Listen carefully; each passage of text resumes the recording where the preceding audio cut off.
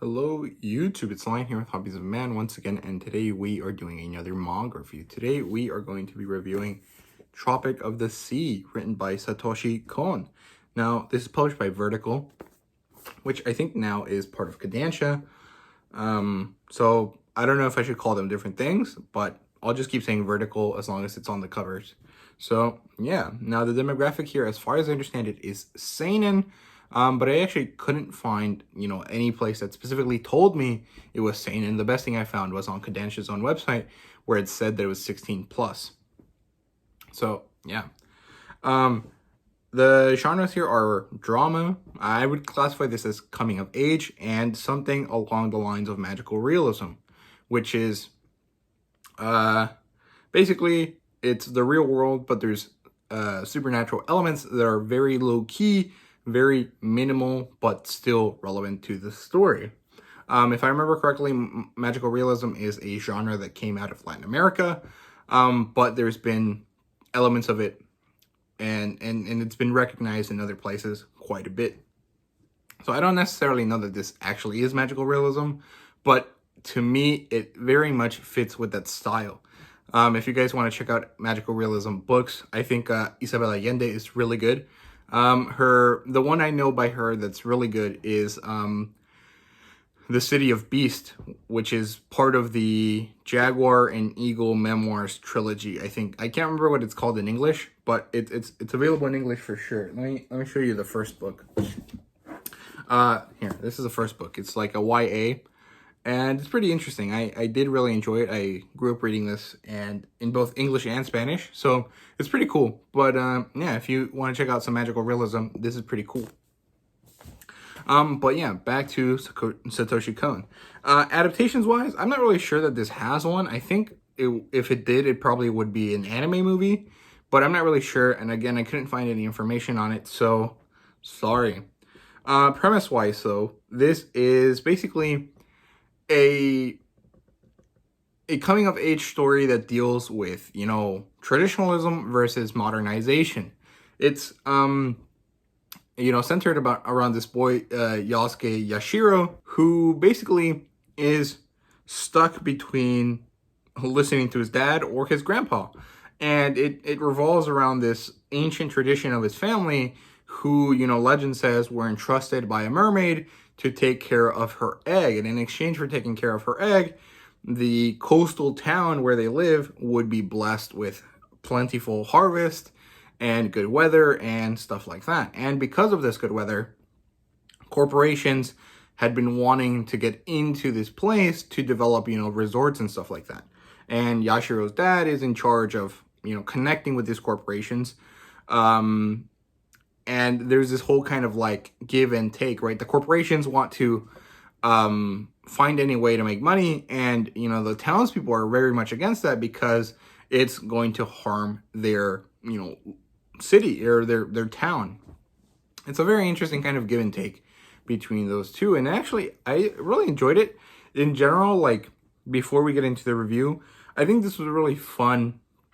Well, it wasn't really fun, but it was like a very interesting read. It does actually end up kind of making you think about things and deciding, or maybe not even deciding, just like contemplating, what is better? Is traditionalism better, or is modernization and this kind of desire to innovate and modernize better? What is, good at the end of the day? And it's a very kind of interesting thing, and it actually makes you think a lot, which is quite different from something like Olympus, which in my opinion set out to try to get you to think, but then kind of fell flat. This instead feels like just a dude trying to come to terms with his own ideas and using a story to convey it, and through doing that, he gets the readers to, contemplate these issues.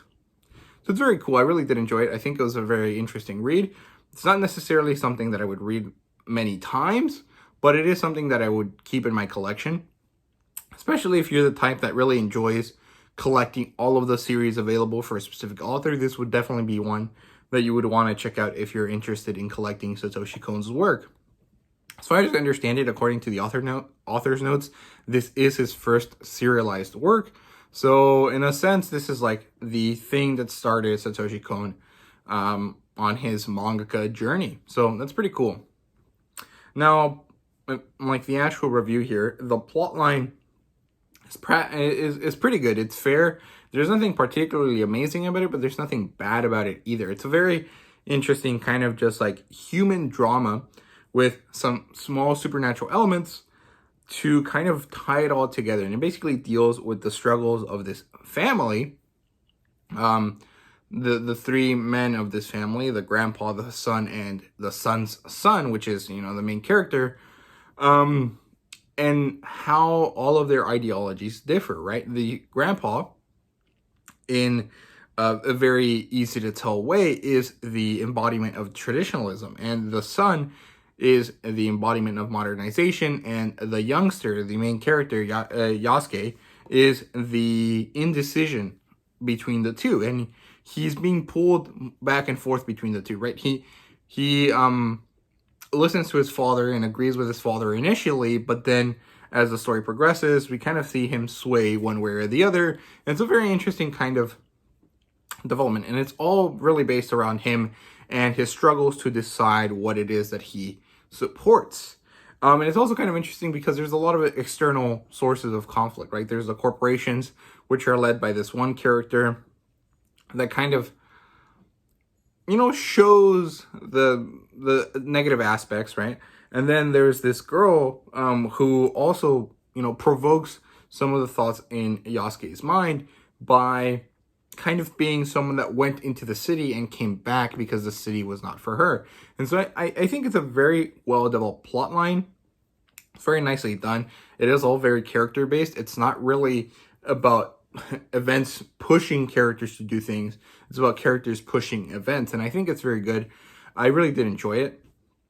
But like I said, it's a very straightforward coming-of-age plot. It's like a boy with an issue, and then throughout the story, he talks to different people and finds maybe not an answer, but like a better approach to the problem. And at the end, he, you know, basically does the whole hero's journey thing where he goes to the other world and then comes back and realizes, hey, this is what I need to do, kind of thing.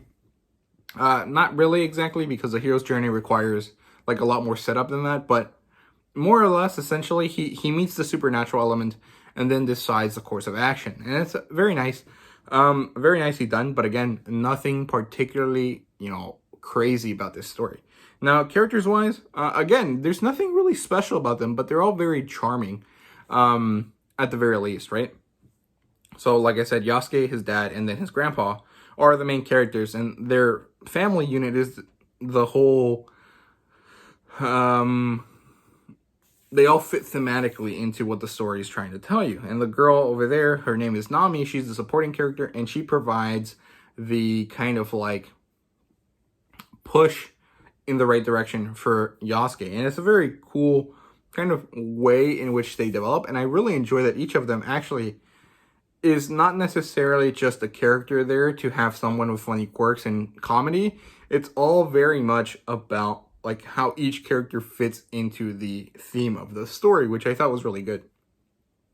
World building wise, light but enjoyable. There's a very enjoyable way in which, you know, we get to learn about this little town and, you know, how charming it is and how different it is from Tokyo and the struggles that come with living in a small coastal town, especially in a place like Japan, whatever year this was. It's definitely not modern times, but I don't know how old it is. It's very interesting, right? I mean, I've always lived in the suburbs, so it's very different for me. I don't really know what it is to live like that. And I thought it was really interesting. And I also really enjoyed the small but persistent amount of supernatural elements that came into play. That was really cool. And yeah, basically that's it for that. Anyway, so the art here is nice. It definitely is an older style, but not in the kind of like pointy shoujo or like really stick figure-y like shonen. It's more in the sense of like older mangaka, like more experienced mangaka, and their kind of attempts to make something look more realistic, something like Naoki Urasawa's Monster, and that sort of style, right? So I thought it was really cool. I do like the art style. It's not necessarily my favorite because there's there's certain ways about how he draws faces, Satoshi Kon, that don't really appeal to me, but the characterization that is achieved through the way he designs his characters is pretty good. I really do appreciate it. The art in general is really nice, and the way he drew the mermaid was badass. I liked it so much.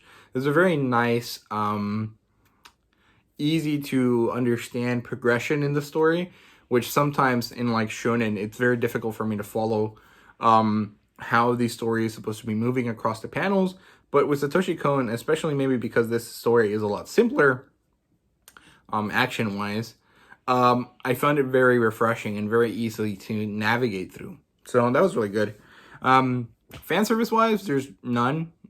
Well, I mean, I guess a girl in a swimsuit, does that count as fan service? I don't really think so, but, you know, some people might. So there is that.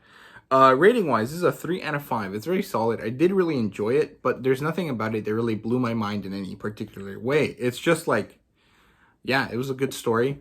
Yeah, I enjoyed the time that I read it, but I'm not going to read it anytime soon. And there's something about it that was enjoyable and thought-provoking, but nothing that really makes me, you know, go crazy over this story.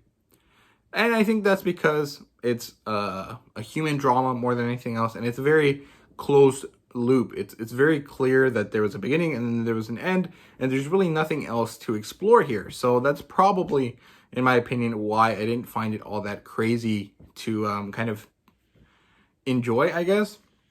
But it is something that I do want to keep in my collection, and something that I'll probably end up rereading later down the road whenever I feel like some sort of like struggle of a similar idea with similar ideas, you know, traditionalism versus modernization. I would probably end up reading this again, or something like whenever I just want to kind of think a little bit, I will probably read this again. So yeah. Now, I definitely recommend this title. I think it's fun and I think it's interesting, but it's not something that really will appeal to everyone, right? It's very much like what is it? Like if you want to change the pace from your usual action-based shonen and you want to kind of deal with something a little bit more serious that kind of deals with similar themes as your probably favorite shonen, because a lot of shonen kind of deal with the same ideas just very differently. This would be kind of fun to read because it's a very big change of pace, but it's not necessarily going to appeal to everyone. It's going to be quite boring for a lot of people. So it really depends on your preferences. Now, similar titles here. I don't know if you guys remember the movie Hoot. It was about these kids that were trying to save some forest near their house from getting demolished so some corporation could build like a pancake house or something like that. And it was all about like these owls and these like groundhogs, I think, or something like that. And these kids were like super serious about it. And it was like a very conservationist styled story.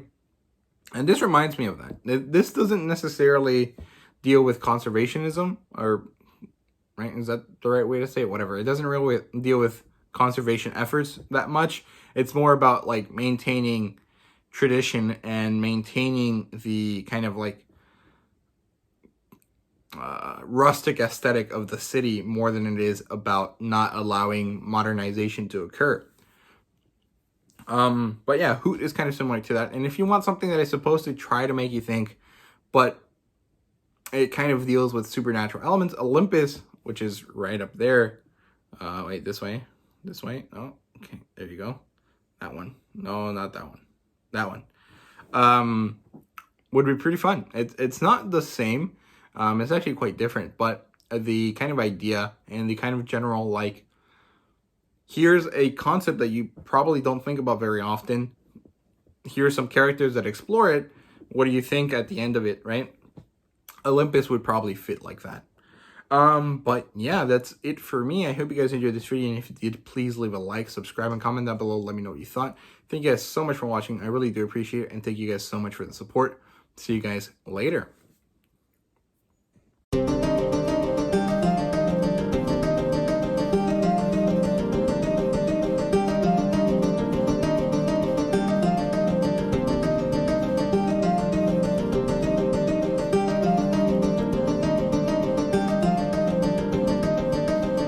you.